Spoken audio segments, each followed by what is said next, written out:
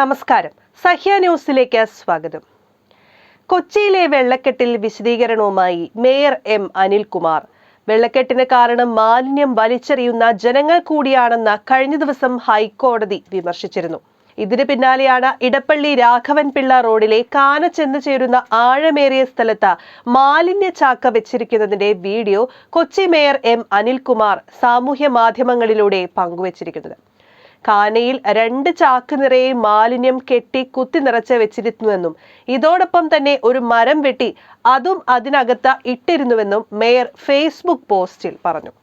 മാലിന്യം നീക്കം ചെയ്യുന്ന വീഡിയോ അടക്കമാണ് മേയറുടെ വിശദീകരണ പോസ്റ്റ്. ഫേസ്ബുക്ക് പോസ്റ്റിൽ പറയുന്നത് ഇങ്ങനെയാണ്: എളമക്കര രാഘവൻപിള്ള റോഡിൽ പോപ്പുലർ ഓട്ടോമൊബൈൽസ് കഴിഞ്ഞുള്ള തടിപ്പാലം മുതൽ ഇടപ്പള്ളി ചങ്ങമ്പുഴ പാർക്ക് എത്തുന്നതുവരെ നല്ലൊരു മഴ പെയ്താൽ വെള്ളക്കെട്ടുണ്ടാകുന്ന പ്രദേശമാണ്. ഇത് ദശാബ്ദങ്ങളായി ഇങ്ങനെ തന്നെയാണ്.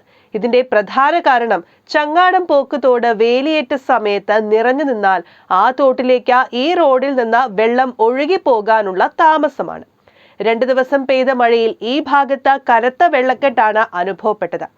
അതിനോടൊപ്പം തന്നെ ഈ തോട്ടിലേക്ക് ഇടപ്പള്ളി രാഘവൻപിള്ള റോഡിലെ കാന ചെന്ന് ചേരുന്ന ആഴമേറിയ സ്ഥലത്ത് 2 ചാക്കിൽ നിറയെ മാലിന്യം കെട്ടി കുത്തി നിറച്ചു വെച്ചിരിക്കുന്നു. മറ്റു മാലിന്യങ്ങളും ഇവിടെ ഇട്ടിരുന്നു. ഒരു മരം വെട്ടി അതും അതിനകത്ത് ഇട്ടിരുന്നു. ഇതെടുത്ത് മാറ്റിയപ്പോൾ തന്നെ വലിയ മാറ്റം വന്നു. ഇതിനെക്കുറിച്ചാണ് ഹൈക്കോടതി കഴിഞ്ഞ ദിവസം പറഞ്ഞത്. ചിലരിൽ നിന്നുണ്ടാകുന്ന ഇത്തരം പ്രവർത്തനങ്ങളാണ് സാമൂഹ്യദ്രോഹം എന്ന് പറയുന്നത്.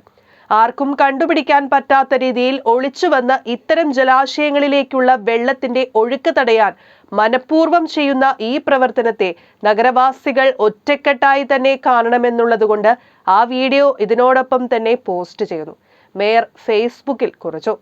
ന്യൂസ് ഡെസ്ക്, സഖ്യ ന്യൂസ്.